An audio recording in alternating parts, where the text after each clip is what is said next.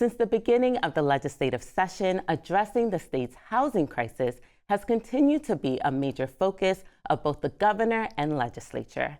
After weeks of negotiations, this year's state budget included a housing plan complete with provisions to bring affordable housing to New York City by way of a tax incentive program for real estate developers. The plan also included a scaled-down version of the Good Cause Eviction tenant protection bill. The version of the bill in the budget is structured as an opt-in program for local municipalities across the state. We sat down with State Senator Brian Kavanagh, who is the chair of the Senate Committee on Housing, Construction, and Community Development, for a deep dive on the state's approach to housing in the budget. Here's that conversation. Thank you so much for meeting with me, Senator. It's great to be here. Now, naturally, I wanted to start on the housing deal in the budget. I think coming into the session, it was clear that housing would be a very big issue. The governor had an idea of how to approach housing, and the legislature had, your own idea. So how would you describe the overall negotiation process in the budget as it relates to housing this year? So I think this year the governor focused in her executive budget particularly on some provisions that were intended to increase supply of housing, and particularly in New York City. So some of the tax breaks there that encourage developers to build and to include affordability in their projects. Some provisions that are intended to facilitate the conversion of commercial buildings to residential, and some other provisions that were about the density of housing in New York. The legislature and the Senate in particular greatly expanded the menu of things we wanted to consider. So we added some very strong tenant protections. We added some increases in money for circumstances where tenants or homeowners are facing housing instability. And we also added a variety of capital programs that we think are necessary, particularly to ensure that the package had statewide effect. There was a lot of emphasis. There's always been a lot of emphasis in New York City, and obviously a lot of our economy and a lot of our residents live in New York City. But we really have tried in recent years to make sure that we are addressing the needs of all parts of the state. And the other big thing that the legislature pushed for, which we didn't get as much traction on as we would have liked, is assistance for people to actually pay the rent or in existing housing. So that's going to be, I think, a continuing conversation. But overall, I think it was a good comprehensive package as a result of all parties putting forth a wide range of things. And I think it's very, very, very meaningful and comprehensive what we actually did. And on tenant protections, the version of the Good Cause Eviction bill that made it into the budget, of course, wasn't necessarily exactly as the original one. There was a lot of carve out. So do you think it is enough to appease tenant advocates at this juncture? Yeah, I'm not so much interested in appeasing folks as making the best public policy. And good cause eviction, for people who may not be familiar, is the notion that you shouldn't be evicted from your home without a good reason. That if a landlord wants to end your tenancy, they need to meet conditions, a series of reasons that are good reasons to remove somebody, including not paying their rent, or doing damage to the property, or otherwise violating your lease in a significant way. And there are some other exceptions we added as well. So I, for a number of years now, have favored doing that as broadly as possible. The bill that we actually did has two kinds of limitations. One is we limited certain housing accommodations that are effectively exempted from it. Housing accommodations owned by small landlords, defined as landlords who own 10 or fewer units total in the state, and also certain kinds of housing, like housing in co-ops or condos, is excluded. The other thing we did is made it so that it takes effect immediately in New York City, but we would permit any town or village or city to opt into the protections by a simple vote of their local governing body. And so people who are listening to this who don't live in New York City who would like these protections should be working with their local governments and local advocates to try to get this enacted in their jurisdiction, and then it'll take effect there as well. And the tax incentive program and the tenant protection program will both expire in a decade. Can you tell us a little bit about how that was determined? Yeah, I think Albany is sort of addicted to what we call sunsets. We work hard to pass these things, and then we have them sunset, which kind of requires some future legislature to take a look and rethink it and see if it still makes sense. I think looking at things to see if they make sense is fine. I think we can do that with all laws, regardless of whether they sunset. So I don't think it was necessary, but I think 10 years is a very, often these things sunset every couple of years or every 3 years or every 4 years. So I think for the next decade, these things will be in place. And I think, it might be the role of some other folks in the legislature 10 years from now to figure out how they want to change it or extend it.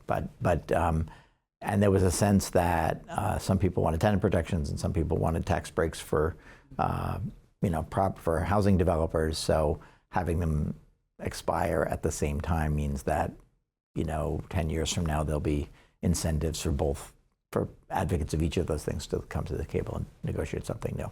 Yeah.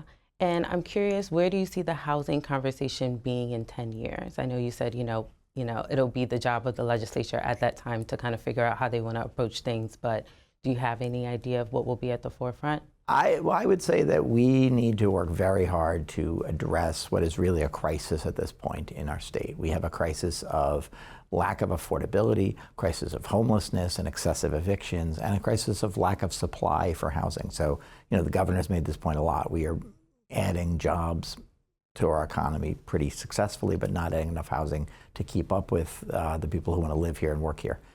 So I hope that 10 years from now, we're in a very different circumstance. We took very big steps now that will have the effect of increasing the supply of housing, not just in New York City, but around the state. We took some steps to ensure that tenants have rights to keep their homes and stay, in stable housing, which is very important for people's well-being.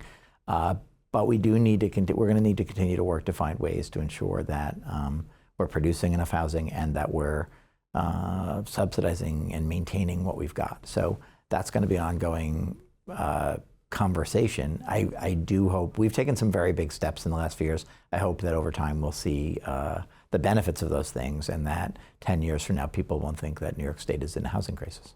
And in dealing with the housing crisis, there were several competing interests, from tenant groups to real estate interests to labor unions. So how did that sort of impact the way that the legislature and the governor approached housing this year? Was there ever a possibility that everyone would be appeased? No, I think that what we did is overall very positive. I sometimes say if you want to understand what we did, you have to keep two competing ideas in your head at the same time. One is that we did this very broad package which will benefit a lot of people in very significant ways. And the other idea is it's imperfect and it doesn't go as far as it should in certain respects. So there are many tenants who will not get good cause protections.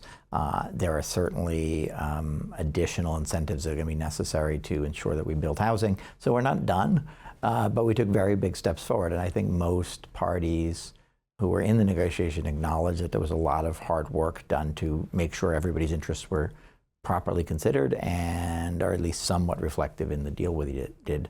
But it's imperfect. And I think that, I work a lot with tenant advocates, and I think a lot of folks who were fighting very hard for this are now going to be working very hard to make sure that localities implement, to make sure that tenants who are covered by it are aware of the new rights they have, and tenants that are not covered because they live in a locality where it hasn't been adopted know that they should be talking to their local government about adopting it. So it'll be a continuing work in progress.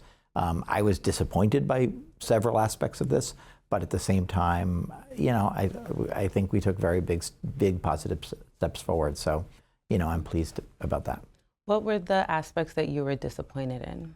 The biggest thing, I think that the tenant protections should be broader. I think basically if you are a tenant, you should have, in most circumstances, you should have the notion in law that you shouldn't be pushed out of your home for no reason, no good reason. The other big thing that we're not doing enough of, which I've been fighting now for 5 years, is additional subsidies for rent when people are unable to afford the cost of adequate housing. So there are some very successful programs that have developed over many years, including there's a federal program called Section 8, which covers the difference between what eligible families can pay, up to 30% of their income, and the fair market rent of an apartment in their locality. That's been very successful. I've been proposing for a number of years now to expand that, to create a state version of that, basically, that would expand those benefits to many others who need them. And that's something we did not get done in this budget. And again, it's been a fight for a few years, and I think it's a fight that will continue. The other big thing is more specific. When families or individuals are facing eviction in New York City, there is a program in place that most of the time they will step in and pay the rental arrears, the amount of rent that somebody owes, if that is the reason they're going to get evicted. So there are procedures in place to make sure it's really an emergency, to make sure really the tenant doesn't have the money, make sure that there's actually, they're actually on the verge of losing their home. But in that circumstance, the government will step in. That is pursuant to state law, but it doesn't happen so effectively in most jurisdictions in the state other than New York City. So New York City did 43,000 emergency payments to prevent eviction in the last city fiscal year. Very small numbers of those happen outside the state. That is something that I fought for in this budget. We did get a $10 million pilot program that is intended to demonstrate how we can do that effectively outside the city. But I think it's going to be a continuing conversation. I think we need to make sure that pilot is implemented effectively.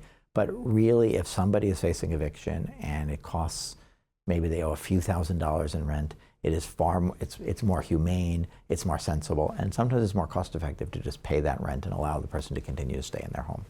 And the budget also included funding for Mitchell-Lama buildings as well as NYCHA buildings. So can you unpack how the funding will be distributed and how quickly will residents in those apartments see changes to their buildings? Yeah, we funded a wide range of capital programs that are intended to produce new housing and also maintain what we've got. There's about $1 billion in new capital funding for housing in this budget.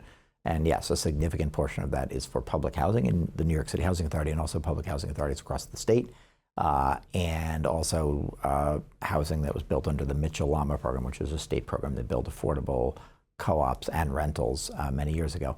Those are programs, in both cases, those are programs that we've worked with in the past. So typically we add money for them, and then there is a negotiation with the housing providers about how the money will be spent, and then the money is allocated to them. So the State Housing Agency, HCR, will be administering those programs. And I think that both the public housing authorities and the Mitchell-Lama housing owners and providers will be proposing specific capital improvements they can make, and those will be funded with that money.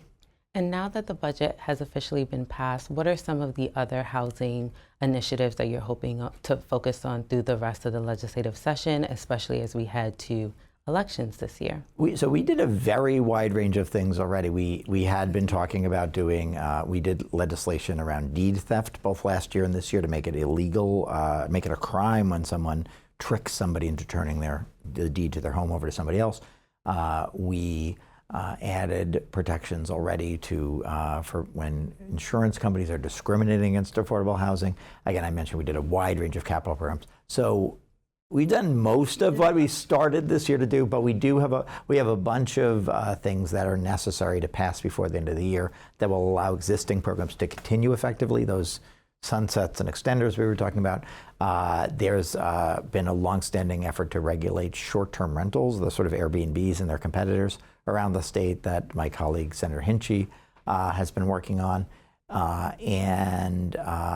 have some continuing work to ensure that public housing authorities are held accountable, and that a lot of the capital programs that we have that have been in place for a long time that are not new in this budget have kind of the support and the terms they need to make them as effective as possible. So there's still a bunch of work. We have moved 62 different bills through the Housing Committee already this session.